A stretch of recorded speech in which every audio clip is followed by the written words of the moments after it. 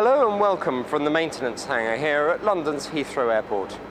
Today we're going to be taking you on a journey for the imagination.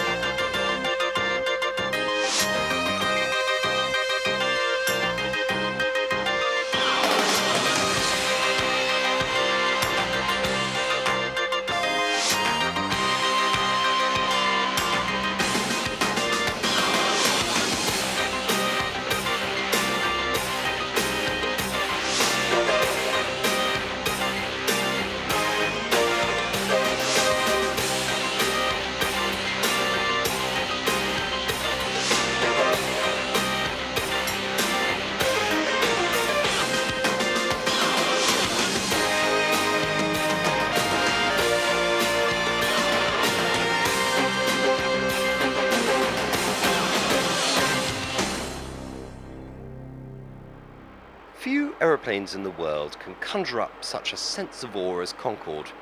Into her third decade in service, she still turns heads, and in terms of speed and endurance, can outperform any other aircraft in the world, either civil or military. In this programme, we'll be following BA's fleet of 7 Concordes to various destinations around the world, to New York and Barbados, the 2 regular scheduled destinations. But we also go on tour with some of the special charter operations to places as culturally and climatically diverse as the Arctic Circle and the Middle East. Indeed, Concorde has visited more places than the rest of BA's entire scheduled fleet put together. Well, with me now is Captain Mike Bannister, the Concorde chief pilot. Mike, a fantastic beast, very beautiful. What's she like to fly? Oh, she's absolutely marvellous, Adrian. But way before that, there are many things that go on in the background, behind the scenes. For each of us pilots, there are 15 people working on the ground doing all sorts of important things. So why don't we go and have a look at some of that?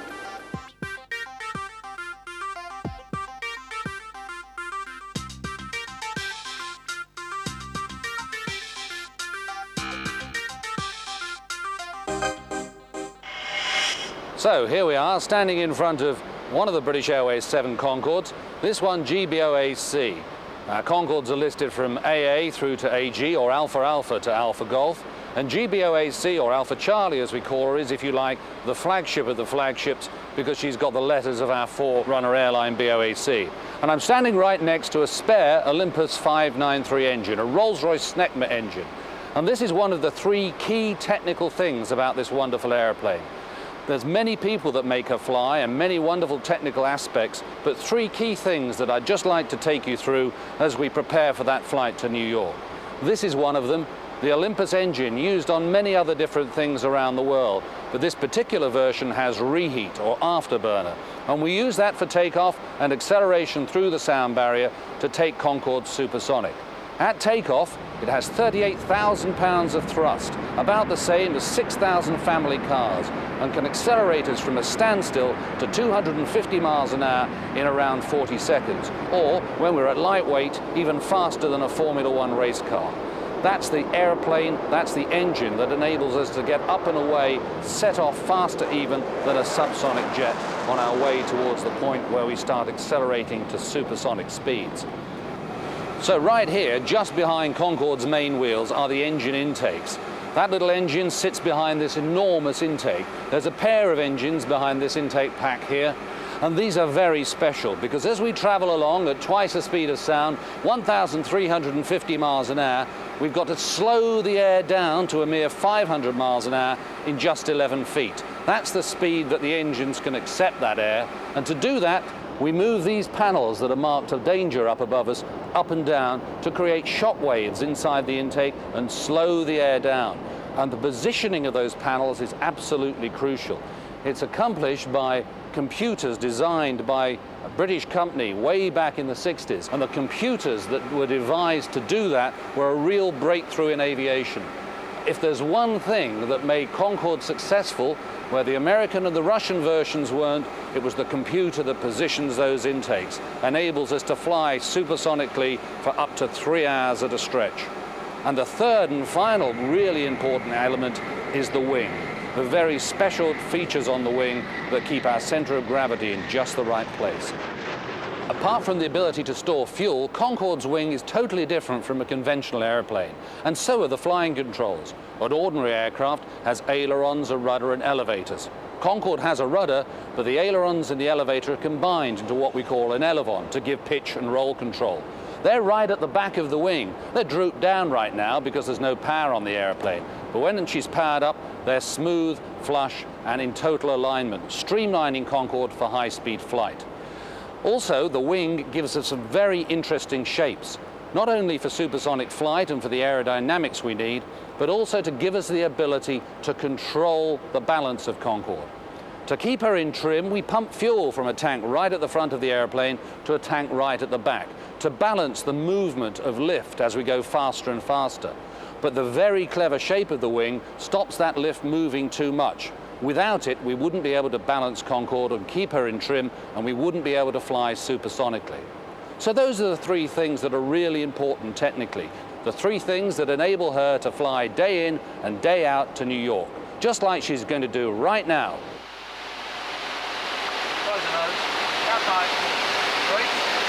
With Captain Chris Norris in command of today's daily morning flight to New York, 86 passengers sit back in comfort as aircraft Golf Bravo Oscar Alpha Foxtrot taxis towards the departure runway with flight BA 001. Well, here at the end of the runway at Heathrow, 09 right, some 3 miles behind me, Concorde is getting ready to line up. Every day at this time, 10:30, she takes off from the world's busiest international airport. With the throttles fully forward, Concorde's performance is staggering. Each Rolls-Royce Olympus engine, complete with afterburner or reheat, springing into life, producing an almost rocket-like performance down the runway.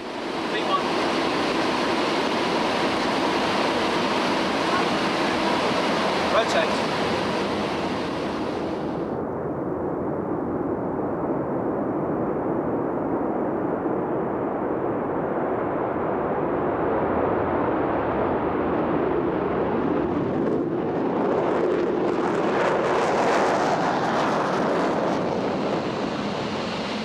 Shortly after takeoff, whilst climbing at 2,000 feet per minute, the crew prepare to undertake the noise abatement procedure. 3, 2, 1, noise. This entails reducing the aircraft's power by around 15% and cutting out the 4 reheats to reduce the engine noise for people on the ground. With the reheat cut and the power reduced, it's time to turn Concorde right through 180 degrees so that she heads west towards the Bristol Channel. Hello ladies and gentlemen, Captain Chris Norris, cruising along now 26,000 feet at just under the speed of sound. We're estimating arrival in New York, touching down around 10 minutes past 9, just over 3 hours from now, the time in New York, 6:05. Once clear of the coastline, Captain Chris Norris engages full power by opening the throttles to the maximum position, while flight engineer Derek Jackman applies the reheats in pairs. Firstly, the inboard pair on engines 2 and 3. Followed by the outboard pair on engines 1 and 4. At this point, everybody on board will have noticed 2 slight nudges in the back of their seats as the extra power kicks in, and Concorde edges slowly towards the speed of sound at Mach 1.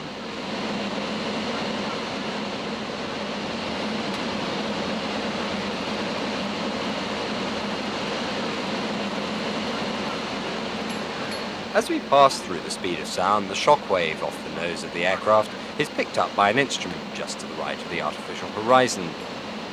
Here it is dancing a little jig as Alpha Foxtrot passes through Mach 1 just off the coast of South Wales. The Mach-meter confirms the aircraft's speed, with the crew scanning the instruments to ensure that everything is set correctly for the supersonic cruise. The pleasure of this being a job of work that we do is that I think we all, without question, enjoy coming to work to fly this aeroplane. I'm not sure that all airline crew could say that. We certainly all very much enjoy flying the aeroplane. We look upon it as being paid to enjoy ourselves, although don't tell British Airways that.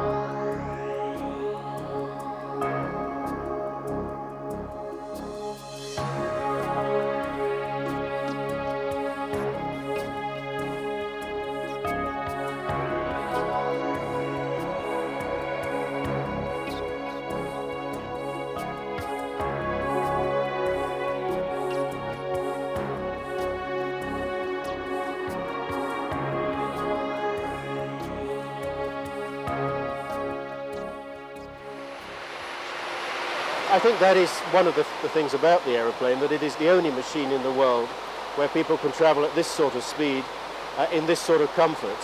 If you travel in a fighter aeroplane at this speed, you'll be sitting in a pressure suit, breathing through an oxygen mask, whereas our passengers sitting back there, drinking champagne, flying at more than twice the speed of other aeroplanes, nearly 2.5 times the speed of other aeroplanes, considerably higher up than other aeroplanes.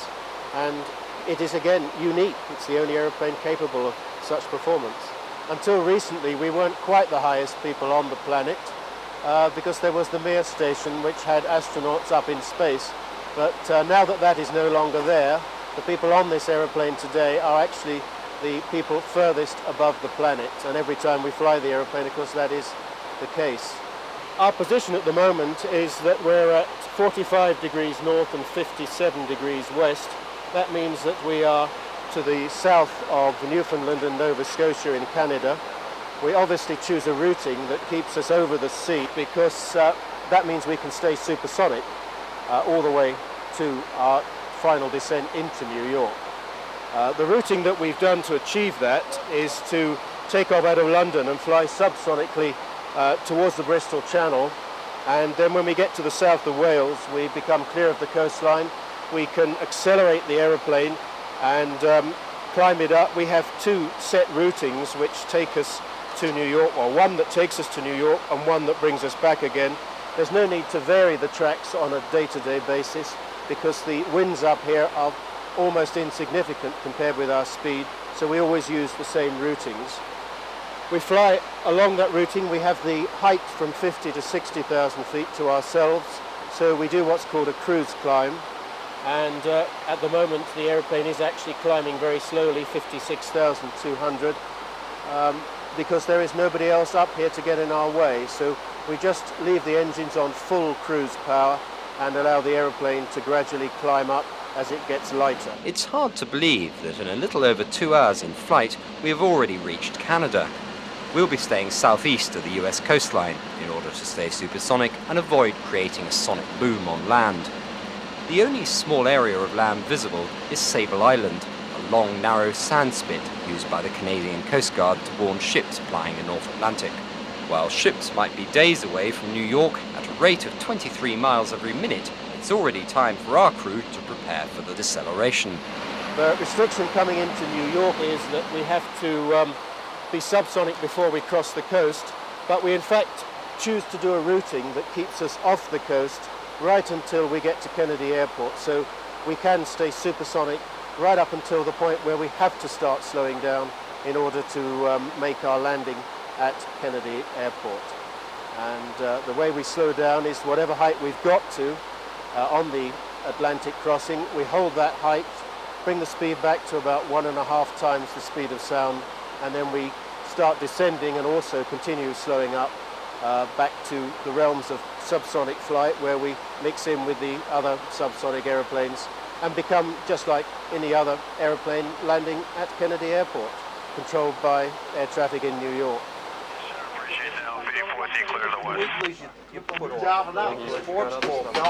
As we prepare for our arrival at New York, the controllers have been passed our details by Boston Control, who have tracked us down the northeast US coast. Although counting for less than 1% of JFK's annual aircraft movements, air traffic control staff hardly bat an eyelid when Concorde comes into land. Kennedy Airport, Air France, Concorde 001. Air France 002, Heavy Kennedy Tower, runway 31 left.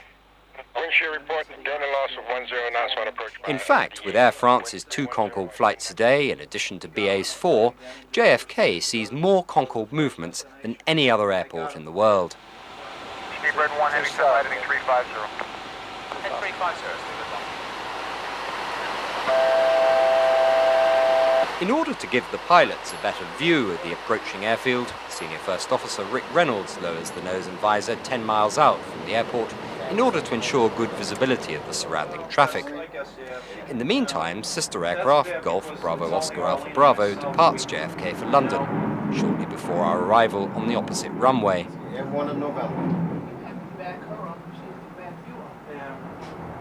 While the tower controllers hands over Alpha Bravo's details to New York departure, who will then give the permission for Alpha Bravo's supersonic acceleration, Chris Norris reduces the power and positions Alpha Foxtrot to the west of the airfield, out over Jamaica Bay, ready for the approach onto runway 13 left.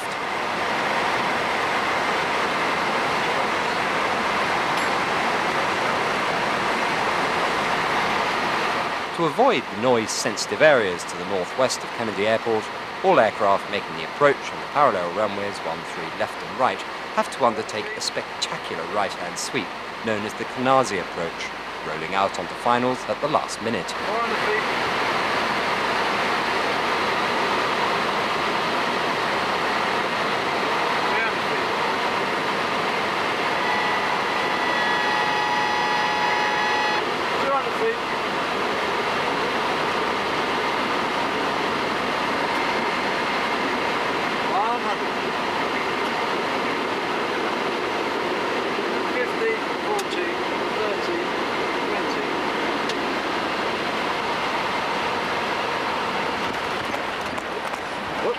So as we touch down, Chris Norris engages the reverse thrust and applies the brakes, bringing Concorde from a touchdown speed of around 180 miles an hour to a mere walking pace in a matter of around 30 seconds.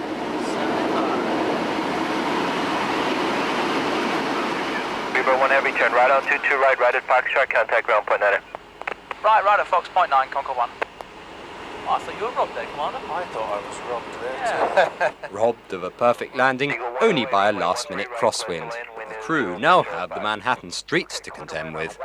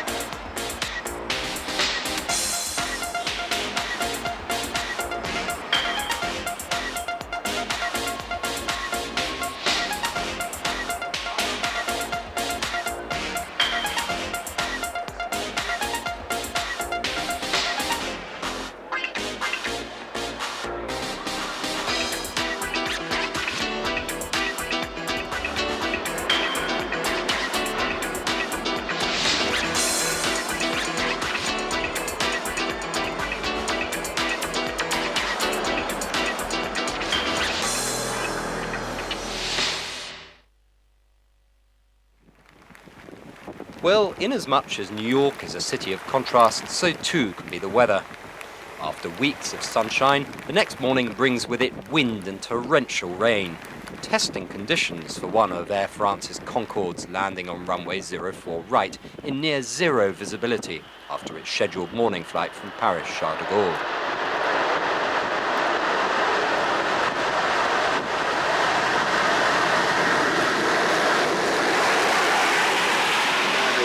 In conditions like this, airport staff are out in force to check that nothing blows onto runways or taxiways.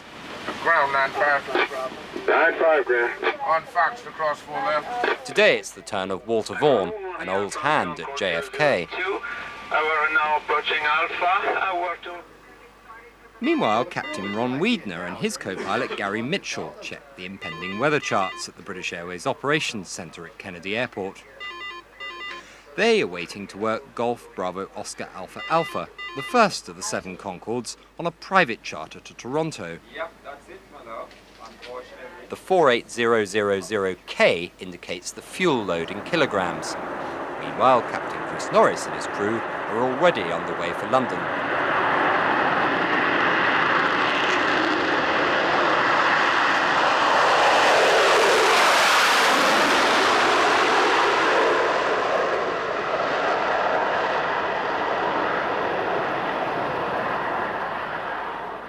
That departure from 31 left at New York is spectacular in those conditions, but it's really very, very exciting in any condition. Perhaps the most complicated procedure that any civil aircraft flies as a departure.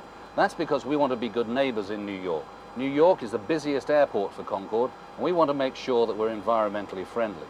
And to do that, just as soon as we're airborne, we turn out over Jamaica Bay and we climb up to cross over the bridges there with our power cut back.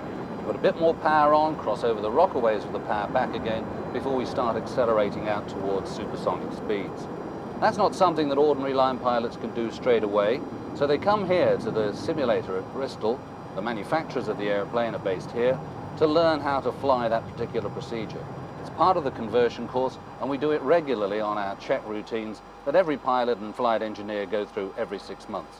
So here we are in the simulator, a perfect view of New York. Of course, that's computer generated, but the simulator is identical to the airplane, and we're going to show you just the sort of things we do to be good neighbours at New York. So, get yourself strapped in. Here we are sitting on the end of the runway, maximum takeoff weight of 182 tons, a beautiful day, and we're going to set off for London. But first, the noise abatement procedure.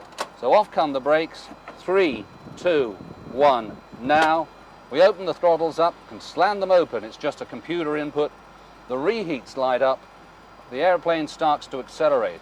At 182 tons, the acceleration is already better than probably your motor car. We're traveling at 75 miles an hour, starting to increase speed towards the point where we're going to check the engines are functioning correctly. That's 100 knots, power checked. So we continue to go on up towards the speed where we make a decision to commit to the takeoff. That's called V1. Here we are coming up to that speed now, V1, and approaching the speed where we'll rotate the airplane to the climb out attitude. As rotate's called, I pull back on the control column, pitching Concorde up to about 13 degrees.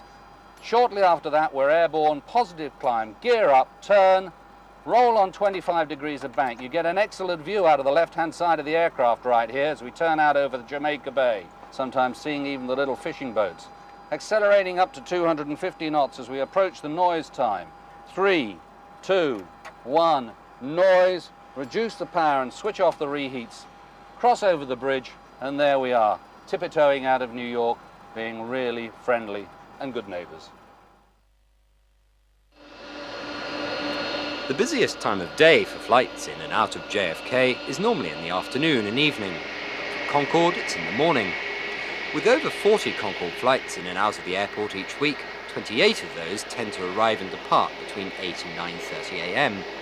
Of these, roughly 2/3 of BA aircraft, with the remainder belonging to Air France.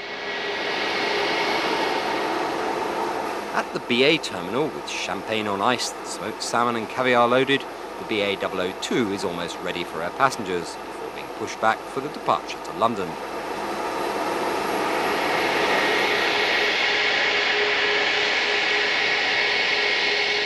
Meanwhile, Air France's Paris-bound Concorde departure is already negotiating the web of complex taxiways at Kennedy, which will lead her towards 31 left, the departure runway this morning. As the number of subsonic flights waiting to depart from runway 04 left increases, thanks to noise restrictions, both the BA and Air France Concordes have been allocated the empty 31 left runway, ensuring a right-time departure when everybody else is having to line up. At last, it's the turn of an American Airlines Boeing 767 departure for London, a journey that will take over 6 hours.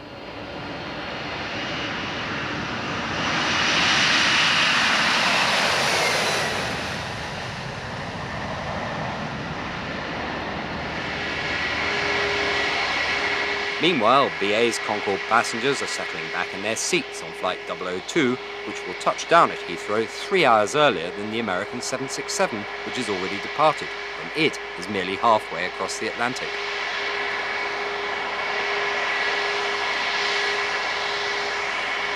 With the nose and visor down, the crew undertake a complex checklist, checking everything from electrical systems to the flying controls.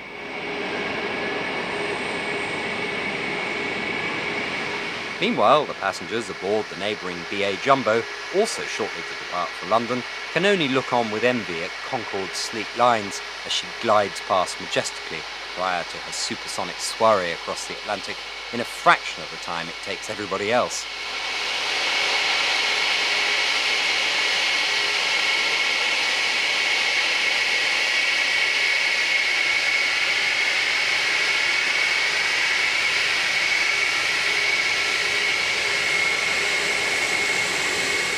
Meanwhile, with 2 departing Concordes to Paris and London getting ready, a third is touching down in the form of Golf Bravo Oscar Alpha Delta on the BA-1 from London, landing just after the inbound Air France 002 from Paris, which she has followed all the way across the Atlantic at Mach 2.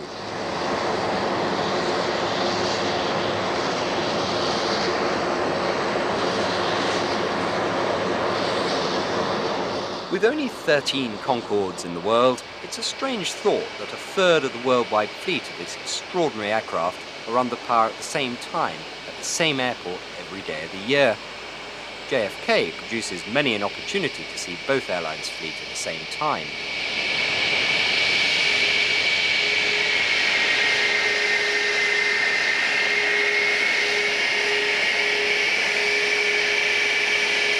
With the prevailing wind from the north, departing traffic is taking off from runway 04 left. Here Alpha Alpha waits for a departing TWA aircraft to cross its path before controllers temporarily halt the 04 left traffic to let Concorde cross on 31 left.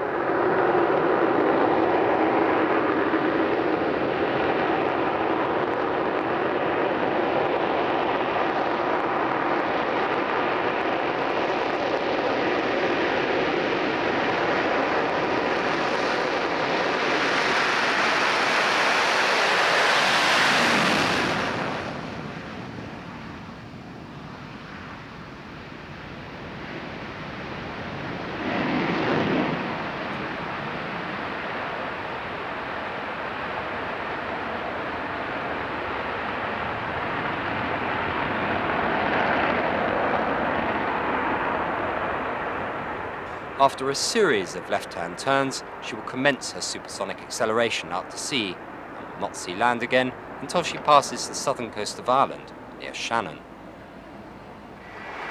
Meanwhile, back in London, sister aircraft Alpha Delta prepares for a special training flight to the southern Irish town. Twice a year, Concorde flies to either Châteauroux in France, or in this case Shannon, for a week of training. With no hostesses on board, senior training captain Les Brodie finds himself in unfamiliar territory in the forward galley, much to the amusement of his colleagues, having been offered either chicken or fish. At the sharp end, the training crew consisting of flight engineer Ian Fellows-Freeman, Captain Jeff Mussett and colleague Andy Barnwell, preparing for this short flight to Shannon.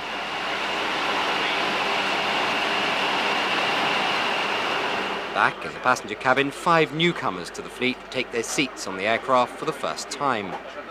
By the end of the ensuing week, they will be hoping to swap the leather-clad passenger seats at the back for the coveted prize, a seat at the controls.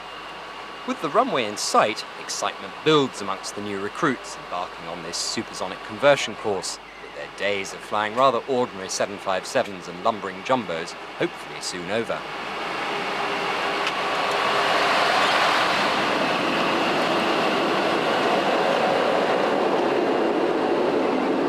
After a sporty lightweight takeoff more akin to a space shuttle at Cape Canaveral than a commercial airliner at Heathrow, the enthusiasm amongst the new recruits resembles a class of overexcited schoolchildren on an end-of-term special outing, rather than a group of highly professional pilots.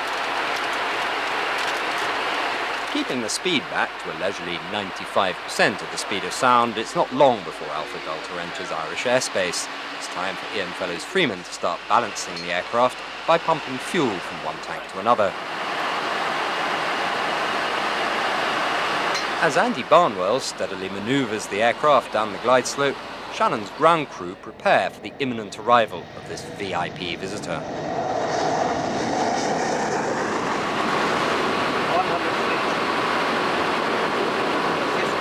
40, 30, 20, 15.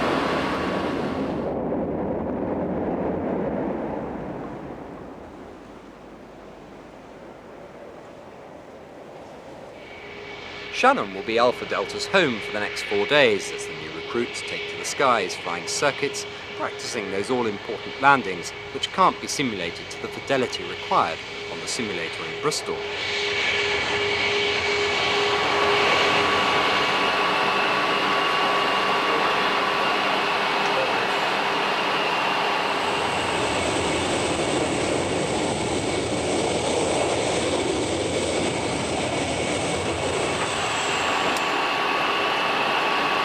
Hotel that built it again.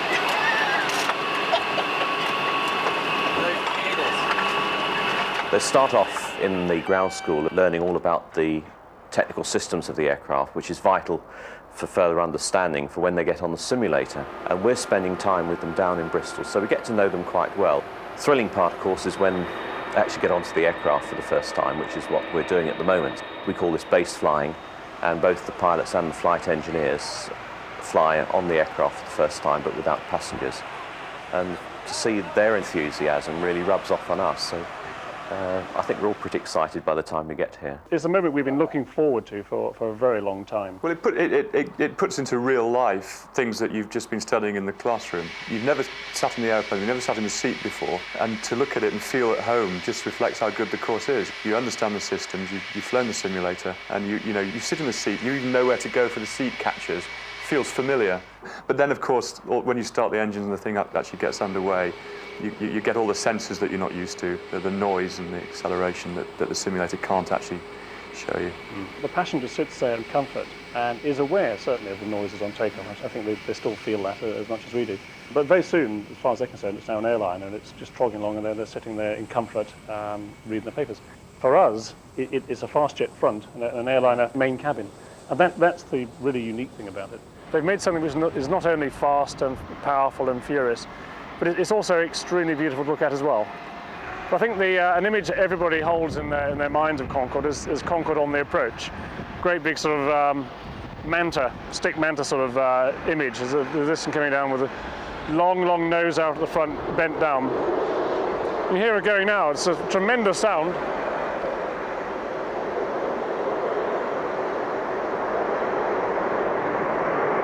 Just hear the roar, it's fantastic, isn't it? It's a really powerful roar.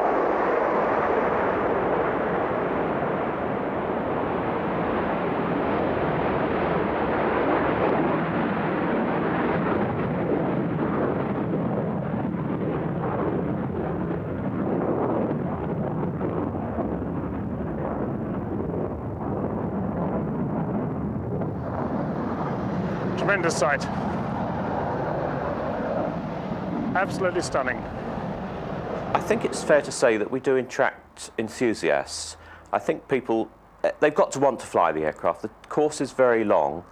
Regular route destinations are fairly limited, but that doesn't seem to matter if you're enthusiastic, because you basically want to fly the aeroplane.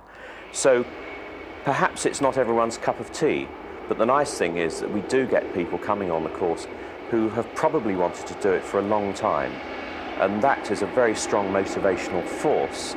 And when they actually get on the aircraft flying regularly and they've got the confidence, it's probably even outstripped their ideas of what it was going to be like. The first impression is a very valuable moment that I think all of us will cherish. It's fortunately quite a lightweight takeoff, so there's a lot of spare thrust, a lot of excess power, and it certainly accelerates extremely fast. And I'll always be left with that memory of the first takeoff. A lot of vibration, a lot of noise, a lot of very rapid acceleration and very rapid climb, up to 250 knots in a very short space of time. Now, to compare that with military aircraft that I've flown in the past, it's on a par with a lot of them, actually. Yes, if you get a military fast jet at very lightweight, it's probably more sprightly than this. But at heavyweight, it's on a par with the Tornadoes and Jaguars and Harriers I've flown in the past. And it reminded me very much of those as well. The vibrations that you get through the airframe, the smell of hot metal which you get from the reheat system, all those things are just like the fast jets that I've flown before. And I really felt at home. I thought, yes, I've come back to a fast jet. Given the enormity of the task ahead of them, these new recruits could be forgiven for missing the beautiful scenery below. Pints at the local and a dinner banquet at the historic 13th century Bunratty Castle will have to wait until the real work is over. Flying Concorde in tight circuits time after time requires skill and immense concentration.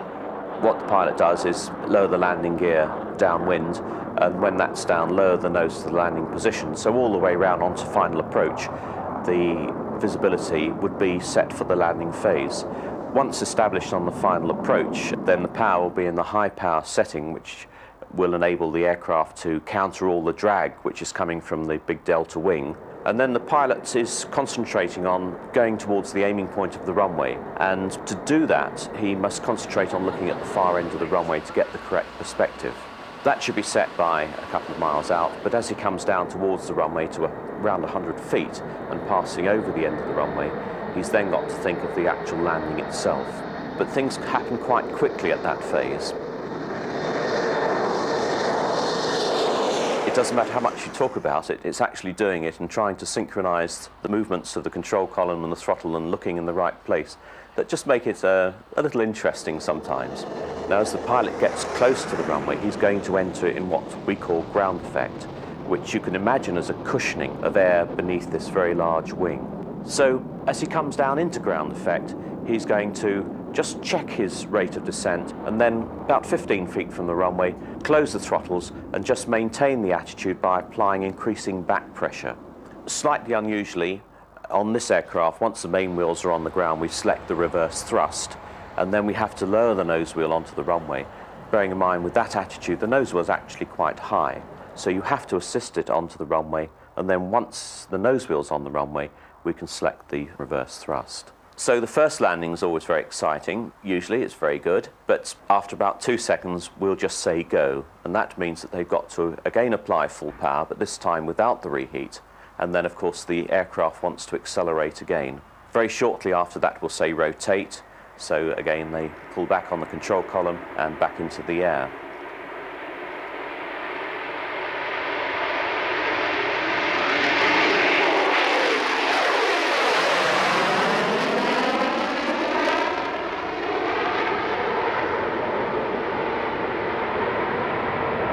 Shannon is well suited to this sort of training. With a long runway, limited housing nearby and lots of spare capacity, the international airport is a favourite for this sort of operation. During this week in August, with up to 40 touch-and-go landings a day, air traffic controllers in the Shannon Tower see more of Concorde than London, Paris and New York all put together. Tracking BA's Alpha Delta on her final approach on radar, as well as out of the window, the controllers must have an unrivaled view.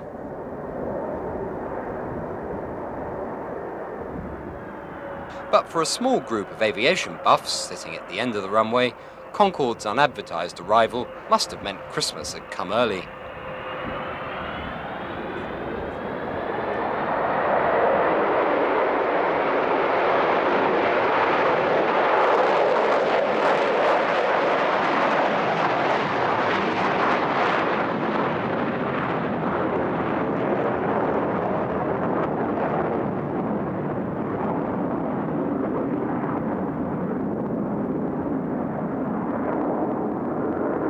The fact that there are only 7 aeroplanes means that we're a bit like a flying club within the airline, and everybody who goes onto the fleet is very enthusiastic about the aeroplane. You know, elite is not a good word to use, but I think the fact is that you're working with an aeroplane that you love with people who are enthusiastic. It's a great working environment. And it's a very small team, and that is quite unique in a big airline like ours, to be such a small team. And that is very nice. It's almost like the old military squadron. So, after the pilots and flight engineers have finished base training at Shannon, they're 2/3 of the way through their conversion course. Just 2 months to go. Flying the line with real passengers backwards and forwards to New York, our prime destination. The bread and butter, if you like, of Concorde operations. Or should I say the champagne and caviar. That's where they learn the last parts of their training, and then after that, they can fly the line either to New York, to Barbados, or perhaps one of those special flights that takes us to the really exciting places around the world. We've been to 250 destinations all over the globe, 72 of those in the United States and over 20 in the Middle East, including Jeddah, Riyadh, Cairo, Bahrain, but perhaps some of the most exciting are in Jordan. Back in the 1970s, Concorde flew a regular service to Singapore via Bahrain. Today, the aircraft rarely flies to the Middle East, except on one of Goodwood Travel's special flights to either Egypt or Jordan. Every autumn, Concorde lands in the southern Jordanian town of Aqaba.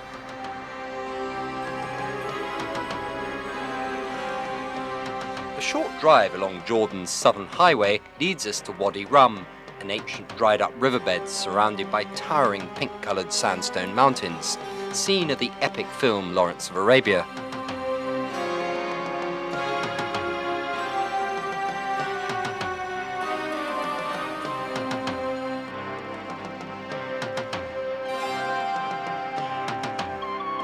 Today, jeeps ply the ancient dirt track through this lunar-like valley, where the views are spectacular just before sunset.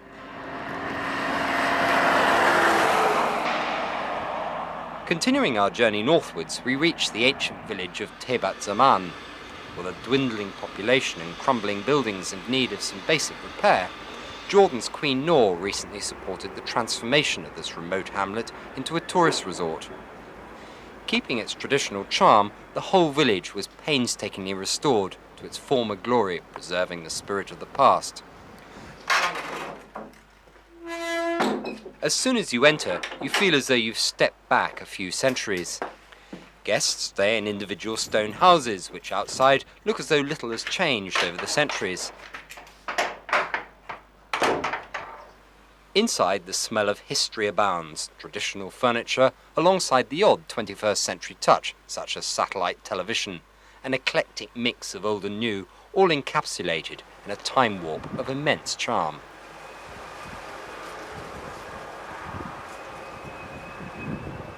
"5 miles down the road, we reach what is undoubtedly the jewel in Jordan's crown, the historic city of Petra.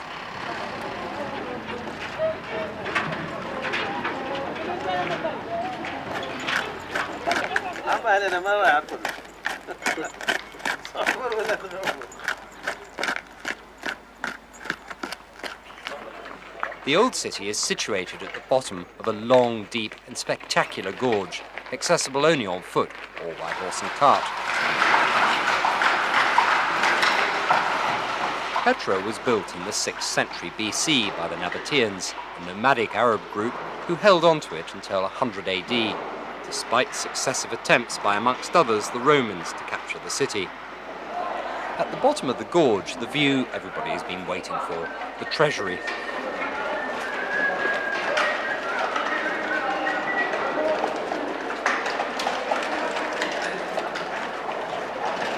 This amazing structure, literally hewn from the rock by the Nabateans in the 1st century BC. Its name, the treasury, owes more to the fact that later generations, ignorant of its true history, thought that the tomb housed treasures from the ancient pharaohs of Egypt. Its classical style, complete with majestic columns, capitals, and elaborate frieze, owes much to the Nabateans' love of Greek mythology and ancient civilization. First thing in the morning, when the treasury is in full sunlight, the view is simply breathtaking. By midday, the heat of the sun is too much for even the locals, and so it's time to return to Tebat Zaman.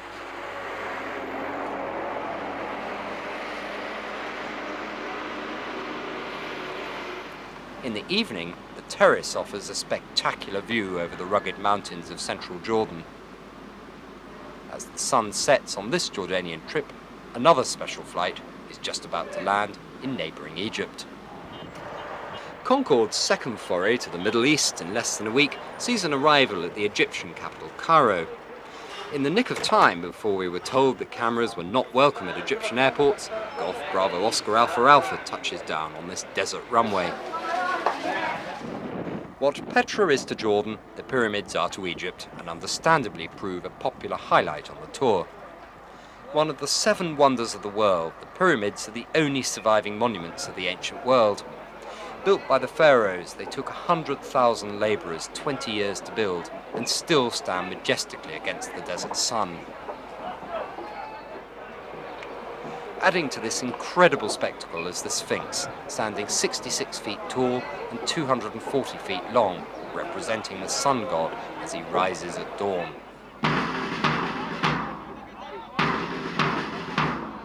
To add entertainment to this first-hand look at these true wonders of the ancient world, guests swap 4 wheels for 4 legs as they head off across the desert in a long camel train.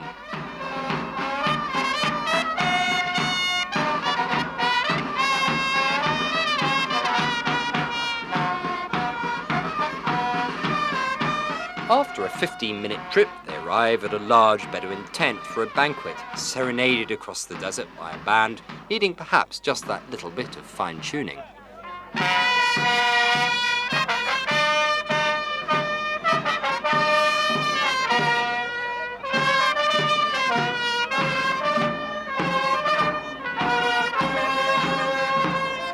As everyone prepares to enter the huge nomadic tent, entertainment takes the form of the traditional, performed by the contemporary, in a dazzling spectacle heading the afternoon's lineup of entertainment.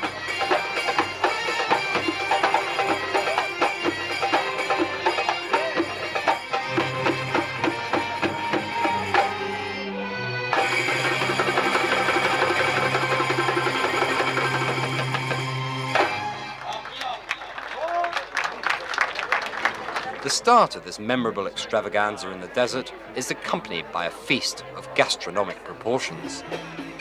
After locally flavoured brass bands, a belly dancer and a huge lunch, it's time for these colourful traditional Egyptian dancers to take their turn. Or is it a spin? Twirling around the nomadic tent like a human spinning top brings to a close a memorable day in the desert in view of one of the world's most spectacular sights. Incredibly, just a few miles out of the bustling capital, Cairo. So as we return from Cairo, that marks the end of one of our special flights, and those flights make up about 10% of British Airways Concorde business. 89% is our regular scheduled flights between London, New York and Barbados.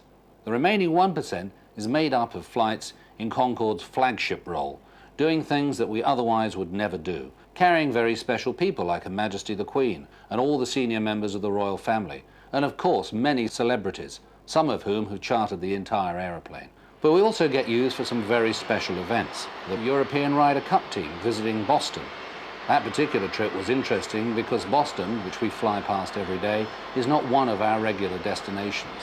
A lot of effort and energy went into persuading the Boston authorities to allow Concorde to land there, to bring the team in and carrying the Ryder Cup, and of course we hoping that they'd be carrying it home as well. Concorde's performance in Boston was a pleasure to us all, and the authorities there were delighted to see us, and perhaps they'll welcome us again one day in the future. We also have used Concorde for special occasions like the 1999 state opening of the Scottish Parliament. On that occasion, we flew down Princes Street in accompaniment with the Red Arrows, a spectacular sight for everyone.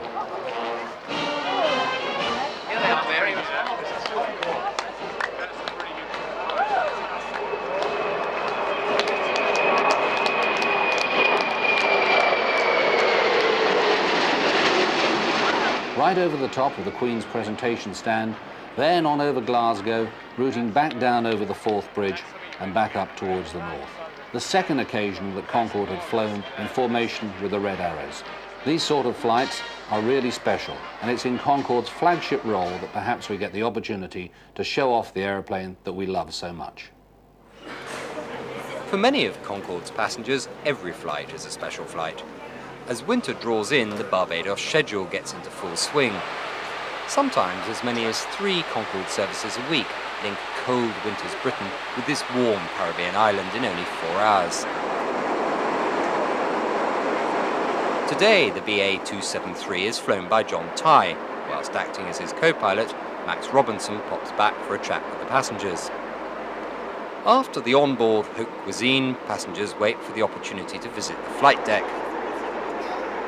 Although officially a scheduled flight, the atmosphere on board could not be further from the rather serious, quiet nature of a New York run, where more mineral water is drunk than champagne.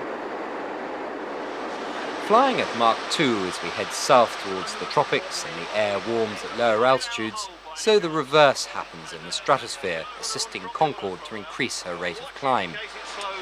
Shortly before the descent into Barbados, Alpha Foxtrot levels off at 60,000 feet, Concorde's maximum altitude, as John Tye dials up the initial descent level. Behind him, one of the most experienced flight engineers, Ian Kirby, better known as Brains within BA, checks the fuel situation.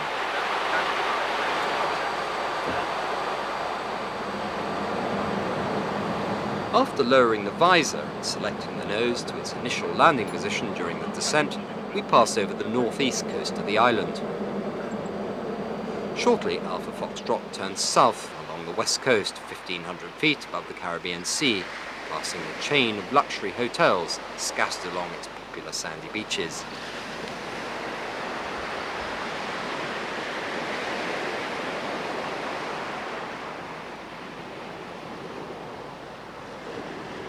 Freeport Concorde 273 is clear to land on QNH 1016 millibars.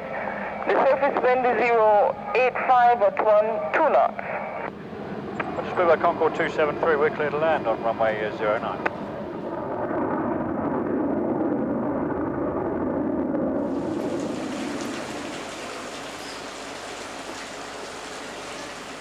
Within 30 minutes of touchdown, a number of passengers aboard the arriving Concorde flight have been met by limousine and taken direct to their hotel door.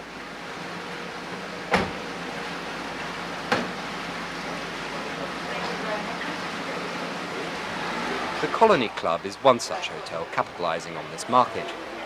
Its airy, spacious surroundings of outside bars, lush landscape gardens and refreshing pools prove irresistible to today's arriving passengers, for whom many will have treated themselves to a once-in-a-lifetime trip. While it might be tempting to chill out local style under a coconut tree and take advantage of the many relaxing features offered by the vast number of the island's west coast luxury hotels, there is more to Barbados than meets the eye. A short trip inland from the warm and inviting Caribbean Sea lies another side to this versatile island. In the northern district of St. Peter, a long mahogany-lined country road leads to the historic St. Nicholas Abbey, the oldest Jacobean house in all the Americas. Still inhabited by the same family, this sugarcane estate provides an interesting insight into the Barbados traditional way of life. A drive down the little-frequented Atlantic east coast can be a lot more tranquil with mile upon mile of virtually empty beaches. Whilst in the capital Bridgetown, the laid-back pace of life gears up a notch or two as locals and tourists mingle in the crowded streets. This small city, not much larger than an average British or American country town, is where many Bayesians come to work, trade, or simply to meet friends and while away a few lazy hours. In the afternoon, it seems as though everybody is either socialising or relaxing with a bottle.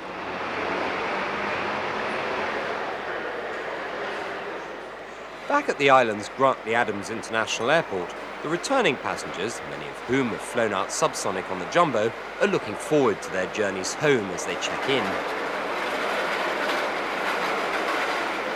For two of the three flight deck crew, it's all in a day's work. Already today's captain, Roger Mills, is busy checking load sheets and passenger lists in the BA office prior to the 4,000-mile drive home. Outside, it's all action as the catering is loaded at the front and the local BA ground engineers give Alpha Foxtrot the routine once over. With seemingly every possible member of ground staff swarming around the aircraft like bees at a honeypot, at the back, the passengers' baggage is being loaded into the hold. Concorde operates at the very limit of its range between Barbados and London, so fuel tanks are fully topped up before departure to reduce the need for a fuel stop. Meanwhile, the cabin crew board to ensure that everything is neat and tidy for the passengers. On the ground, loading all the travellers is not a quick affair, as everybody seems to want to take that souvenir photograph on the tarmac before they take their seats. Speedbird Concorde 272, runway new 09, QNH 1015 millibars, temperature 30, the wind is 090 degrees, 10 knots, and the time 27. Roger 1015, and the weather copied, Speedbird 272, just starting engines now. On the flight deck, Captain Roger Mills on the left and Senior First Officer John Tighe make final preparations for the flight back to Heathrow. Departure is from runway 09 in an easterly direction, out towards Barbados' southeast coastline. Concorde 272 is now cleared for takeoff. The wind is 090 degrees, 10 knots. There, take off, Concorde 272. 3, 2, 1, now.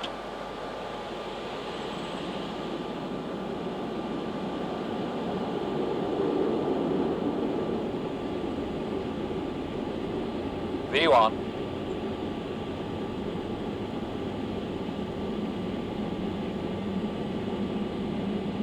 Rotate.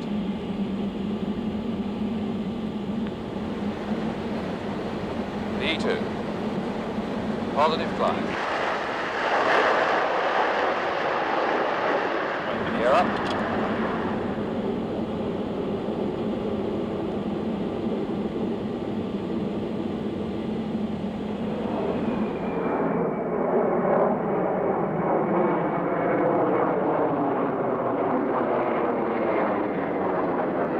After a couple of hours of sustained supersonic flying across the Atlantic, we continue to head along our supersonic track, northeastwards past the Azores.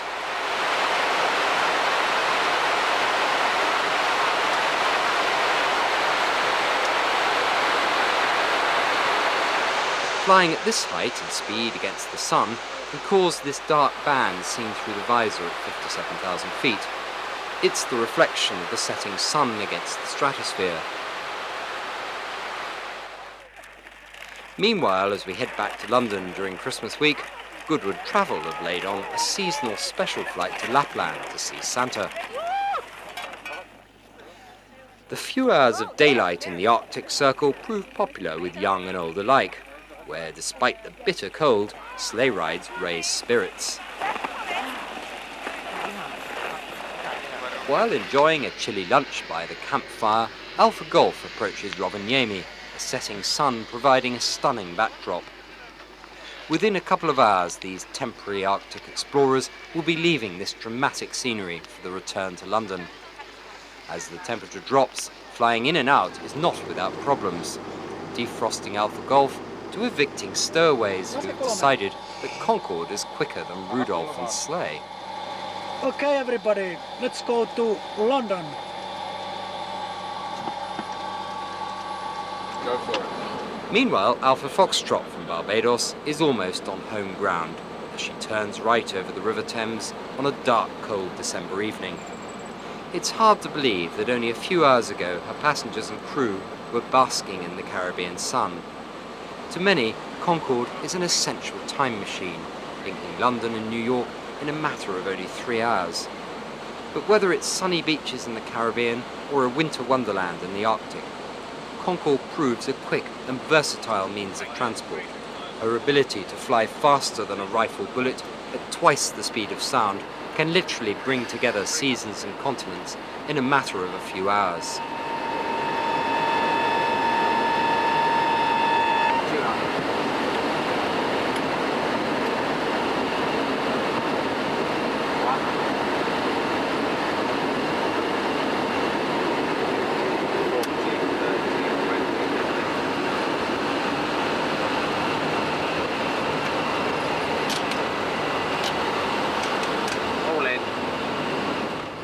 As we touch down on this cold winter's evening, for most of the passengers, this once-in-a-lifetime experience will be truly unforgettable.